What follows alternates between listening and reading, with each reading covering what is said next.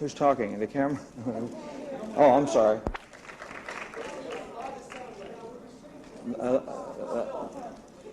That one, Oh So Amigo, was the largest selling. And then the next one, too, was Don't Be Cruel, I think, and Hound Dog. Elvis. Heartburn Motel, whatever. Yes. Elvis. I came in last night very late. I had to go to bed because we're having a rehearsal now, and I go back to rehearsal after this press conference. Excuse me, Elvis. Unless you got something better in mind.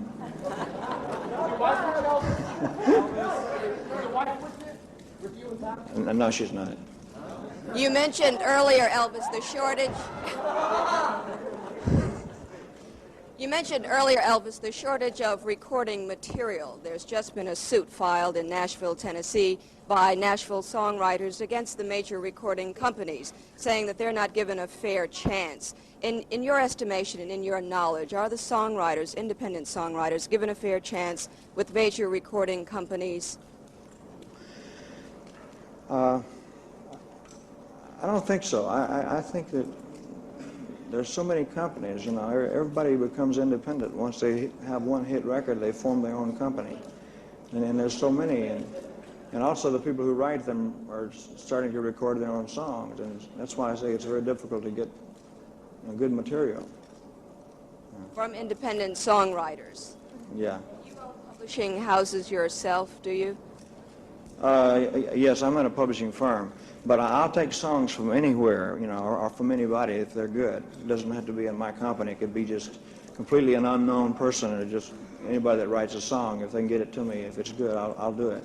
To your knowledge, though, have recording companies favored the songwriters that work for the subsidiary publishing houses that they may own? Do they favor those songwriters?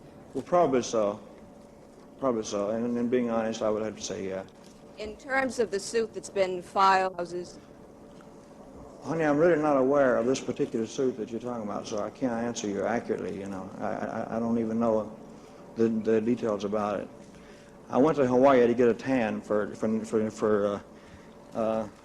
New York here, so I'm not aware of it really. Say that the song. If they're not heard, and if they got good material, if they're good songwriters, I think they should be heard. Yes, definitely. On social comments like that, dear, I just tend not to make a comment.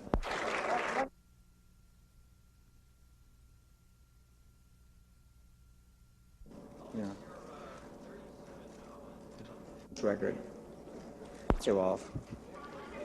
Yes.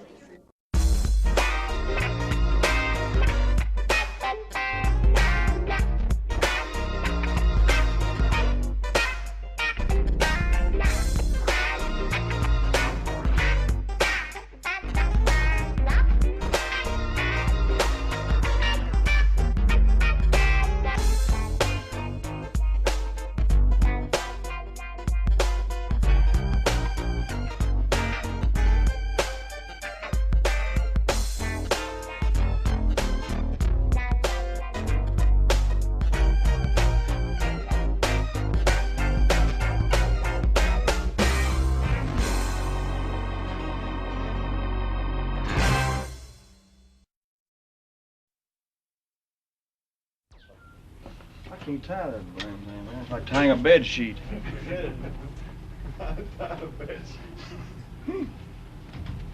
See, Elvis used to be pretty good at this in service.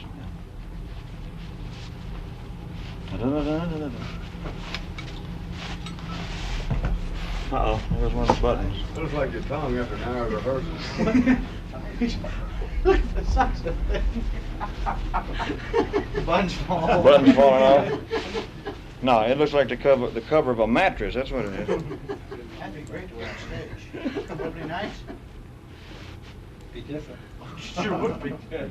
For a little comic.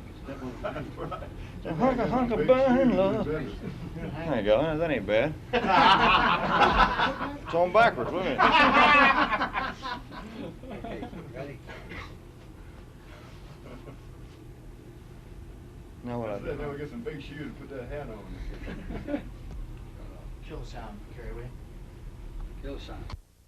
Mr. Marker on that, that's Elvis putting on that tie. the... Ready.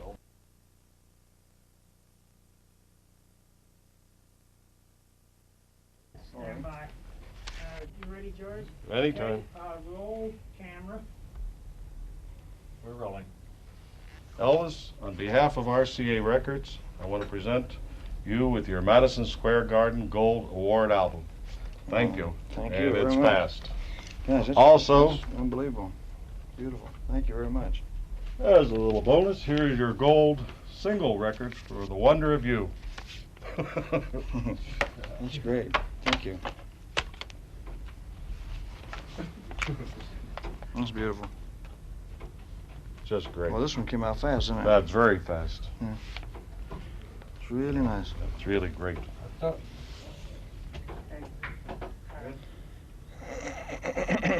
cut it.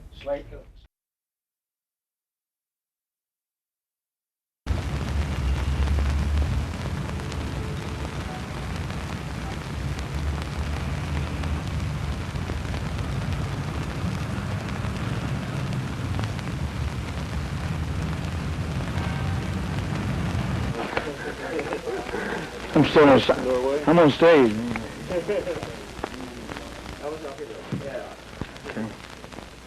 South Vietnam. The Armed Forces Network will pick it up. The Armed Forces have shown. This is the first time that I've seen this myself. This is just the start of Cruise. I beg your pardon? Yeah.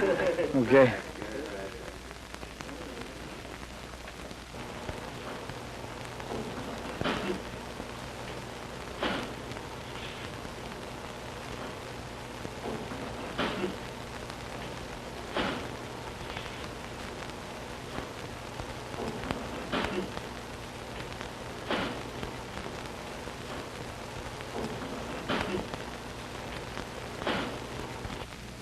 And I really should start this conference off by congratulating Elvis, because we will have two new firsts. The first new first, involves Elvis as the first performer to do a worldwide live concert via satellite. Real spectacular. And the second is that we will have a worldwide album via satellite. All of this has been made possible by the joint efforts of a lot of people, and especially including Colonel Tom Parker. Elvis, again, my congratulations for this spectacular. Thank you, sir. Thank you. It's very hard to comprehend it, because in 15 years it's hard to comprehend that happening. You know. To all the countries all over the world via satellite. It's very difficult to comprehend. A live concert, to me, is exciting because of all the electricity that's generated in the crowd and on stage. But it's my favorite part of the business, is a live concert. How do you pace yourself? Sir? How do you pace yourself? You mean physically, vocally, or? So you are up when you need to be up. I just, I exercise every day. I vocalize every day. I practice if I'm working or not. You know. So I just try to stay in shape all the time. Vocally and mentally. And Which is harder? well, both are tough, you know.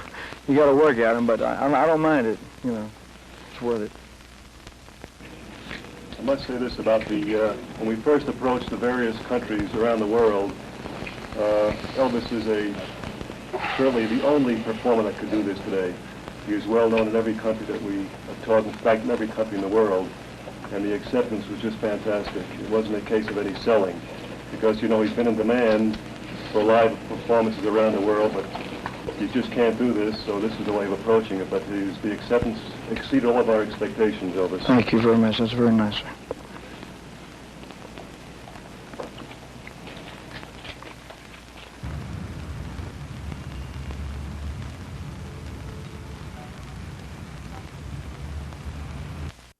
below Mississippi and songs like Heartbreak Hotel to posh nightclubs in real hotel settings like this, and even further to the audience of 1 billion that Colonel Parker predicts will view Presley's worldwide concert next January.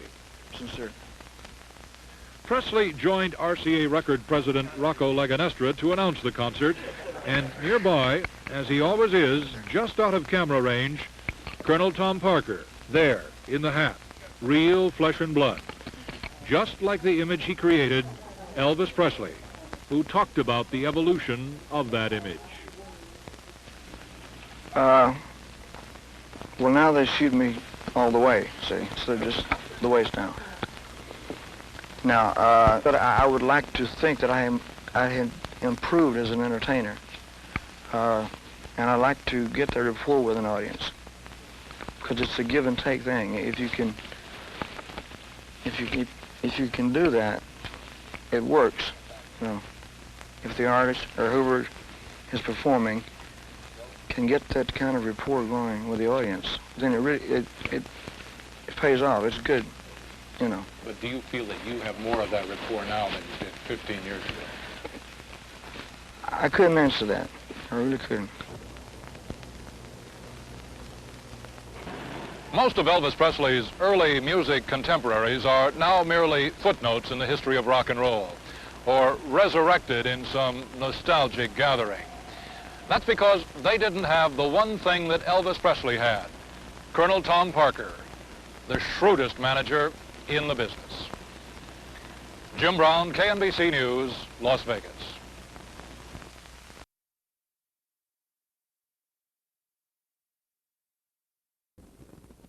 I'll probably stick to English mostly. I've done some songs in Spanish and Italian, German, and different things like that. So I don't know, you know. Yeah. Listen. I'd just like to say before anything else that it's a great privilege to do this satellite program, and I'm going to do my best, and all the people that work with me, to do a good show, which is pure, you know, entertainment. No messages and no this and that. Just try to make people happy for that 1 hour that he comes across. If we do that, well, then I think I've done a job.